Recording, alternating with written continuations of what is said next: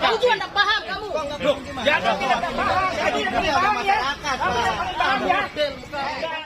Kejaksaan periksa proyek diduga hasil korupsi di Jakem Timur nyaris terjadi baku hantam.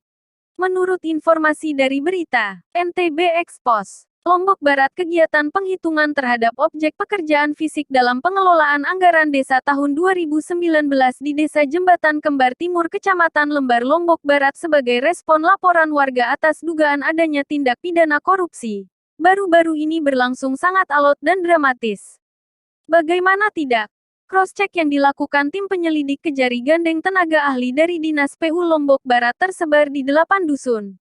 Dinilai warga tidak transparan karena bertentangan dengan substansi materi pelaporan yang disangkakan.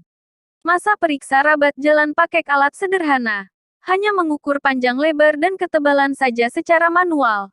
Harusnya dibor sedikit supaya tahu kandungan materialnya untuk diteliti.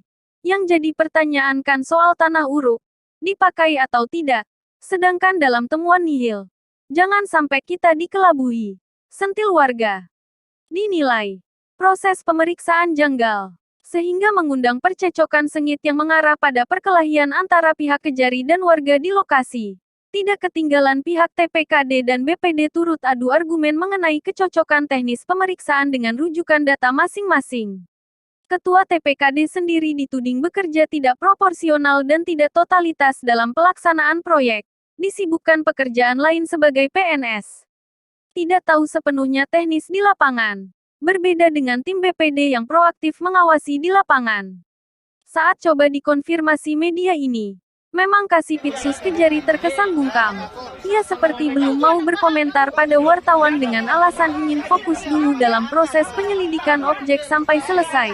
Begitupun pihak tenaga ahli PU saat ditanya metode mereka berkelip. Kami belum bisa beri jawaban Pak. Nanti tanya aja pihak kejaksaan hasilnya. Biar satu suara, satu pintu, kata tim ahli PU sambil menghindari kejaran wartawan. Diketahui, pemeriksaan ini sebagai tindak lanjut dari pelaporan tahap kedua setelah audit yang dilakukan inspektorat dianggap tidak membuahkan hasil maksimal. Kasus tersebut sudah bergulir selama 3 tahun lamanya dan entah kenapa sampai sekarang belum tuntas. Sehingga mengindikasikan ada skenario permainan.